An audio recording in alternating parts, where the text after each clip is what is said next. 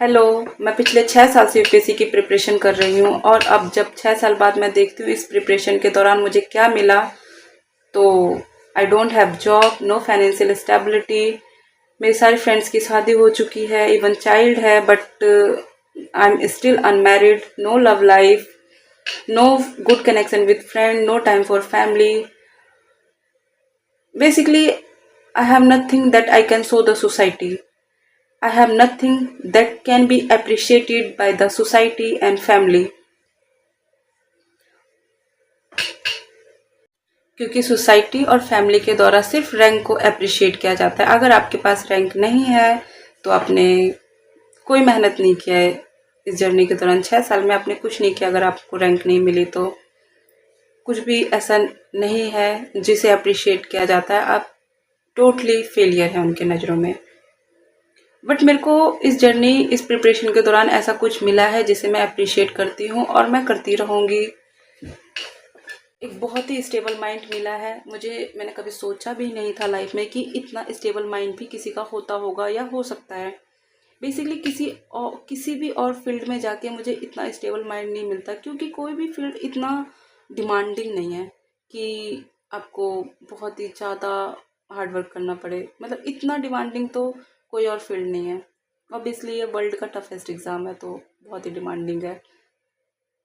Focus, मैं पहले 20 या 30 मिनट से ज़्यादा कभी किसी चीज़ पे फोकस नहीं कर पाती थी, बट अब मैं 9 घंटे घंटे तक एकदम कंसंट्रेशन के साथ पढ़ सकती हूँ।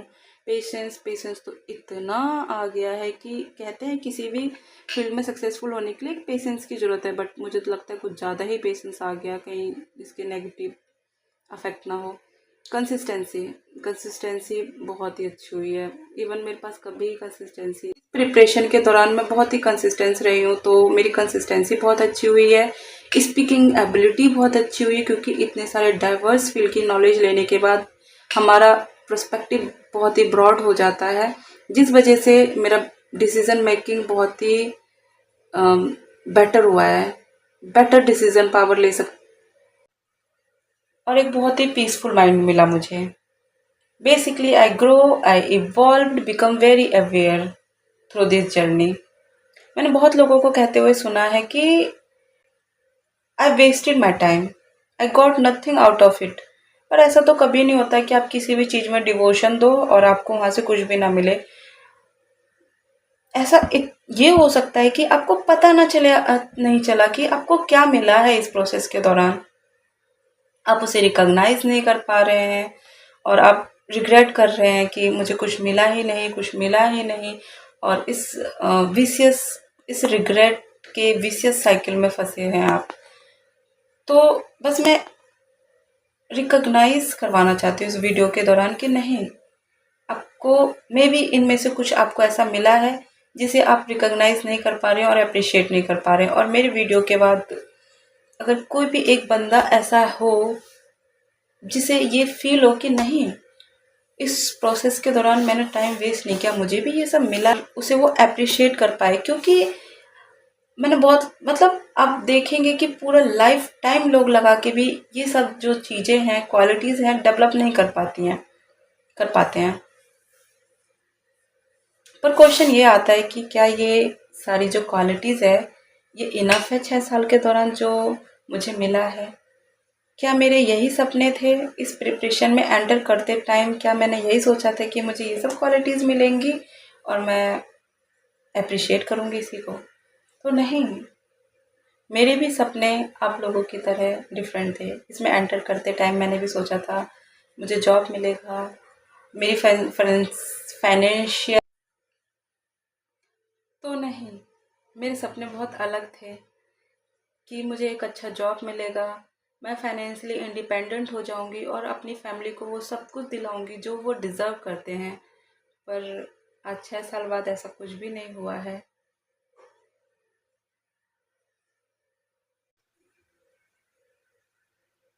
सोसाइटी इतना ग्लोरीफाई करती है यूपीएससी की प्रिपरेशन को, और किसी भी गवर्नमेंट जॉब को, छोटी से छोटी ग्रुप डी के गवर्नमेंट जॉब को इतना ग्लोरीफाई किया जाता है कि बच्चे बहुत ही ईजिली इस ट्रैप में फंस रहे हैं। बिना कुछ सोचे समझे वो गवर्नमेंट जॉब की प्रिपरेशन में आ रहे हैं। तो जो न्यू जनरेशन एंटर कर रही है इस गवर्नमेंट जॉब के प्रिपरेशन में, स्पेशली यूपीएससी के प्रिपरेशन में, मेरा उनको मैसेज है।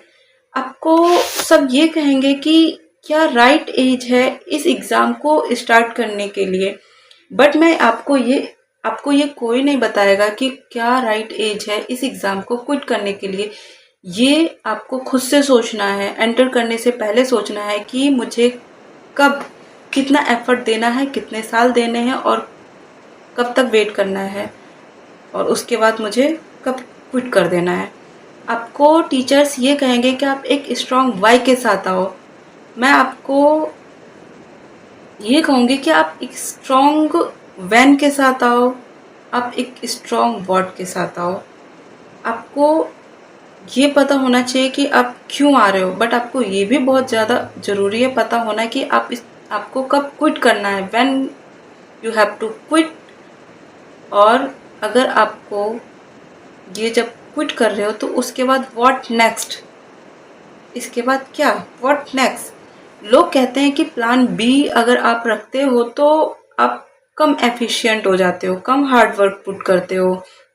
नहीं, ऐसा नहीं होता है। अगर आप के पास प्लान बी रहेगा तो आप बहुत ही पीसफुल माइंड से प्रिपरेशन कर पाओगे। अदरवाइज आप बहुत ही ज़्यादा प्रेशर में रहोगे कि ये नहीं तो कुछ नहीं, ये नहीं तो कुछ नहीं। आप बिल्कुल ही अपने आप को नेगलेक्ट करोगे, अपने इमोशंस हर एक चीज़ नेगलेक्ट कर दोगे, क्योंकि आपके पास प्लान बी नहीं है। इसलिए मैं देखती हूँ बच्चे अपना हेल्थ तो बिल्कुल भी नहीं देखते हैं, वो सिर्फ वो अपनी पढ़ाई को प्रायोरिटी देते हैं, हेल्थ को बिल्कुल नेगलेक्ट करते हैं।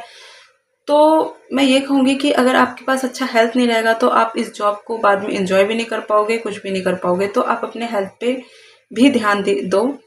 और सबसे बड़ी बात, बच्चे सुसाइड तक कर लेते हैं। क्या कोई भी एग्ज़ाम इतना वर्थ इट है कि आप उसके लिए जान दे दो? तो मैं कहूँगी कि नहीं, बिल्कुल भी नहीं। Life is much much better, much much important than any exam. Thank you.